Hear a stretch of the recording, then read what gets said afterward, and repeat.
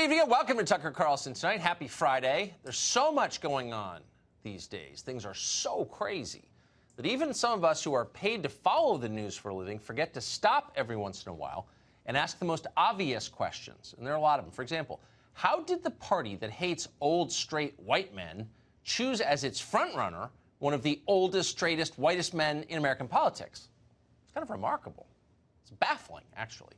Joe Biden, who is that man, must be thinking the same thing. Holy smokes, how did this happen? And what can I do not to screw it up? He's a lucky man and he knows it.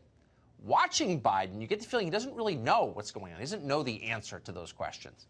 Biden is spry and energetic, but he really is from another generation. He was born a year and a half before D-Day. If elected, he would be older on Inauguration Day than our next oldest president, Ronald Reagan, was when he left office after 2 terms. Or put another way, Biden is old enough to be AOC's great-grandfather.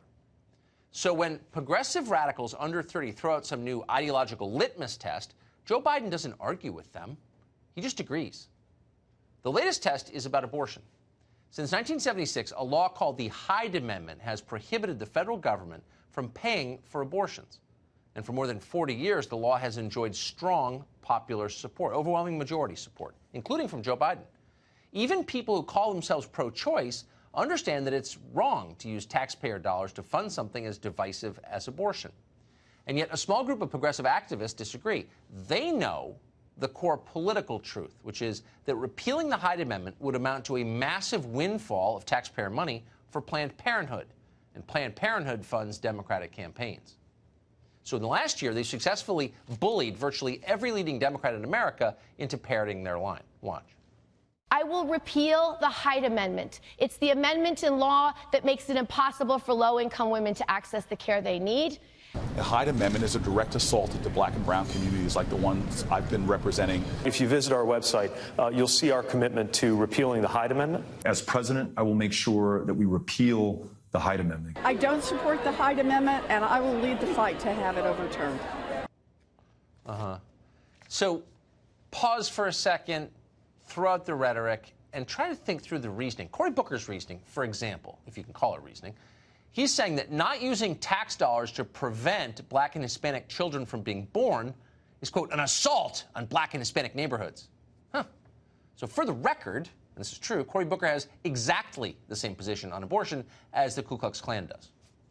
Joe Biden, by contrast, had a different view until last night. At a speech in Atlanta, Biden announced that he's now in favor of taxpayer-funded abortion. Watch. For many years as U.S. Senator, I've supported the Hyde Amendment like many others have. But circumstances have changed, and I've been struggling with the problems that Hyde now presents. I can't justify leaving millions of women without access to the care they need. If I believe health care is a right, as I do, I can no longer support an amendment that makes that right dependent on someone's zip code. Well, that was a hostage tape. The circumstances have changed, says Joe Biden. Which circumstances? Well, let's be specific. According to a report today in The Atlantic, Biden changed his mind after his campaign took a call from Alyssa Milano, the left-wing actress and professional unhappy person. If a Melissa Milano wants taxpayer-funded abortion, Joe Biden will deliver it, whatever it takes. It does make you wonder, though, what wouldn't Biden do? What are his limits? Is there any proposal Joe Biden wouldn't get behind as long as it sounded new and hip and progressive? If, for example, the woke community demanded a ban on heterosexual marriage, would Joe Biden support that? How about transgender animal rights? Is he for those, whatever they are? Where's Joe Biden on a testosterone tax to fight global warming? That sounds progressive, very progressive.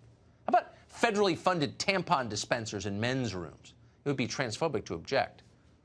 Now, for the record, we made up most of those issues. They're not real, but they sound real. It's 2019. Soon they may be real. So we called over to the Biden campaign today to see where the candidate stands on all of those things. They haven't responded yet.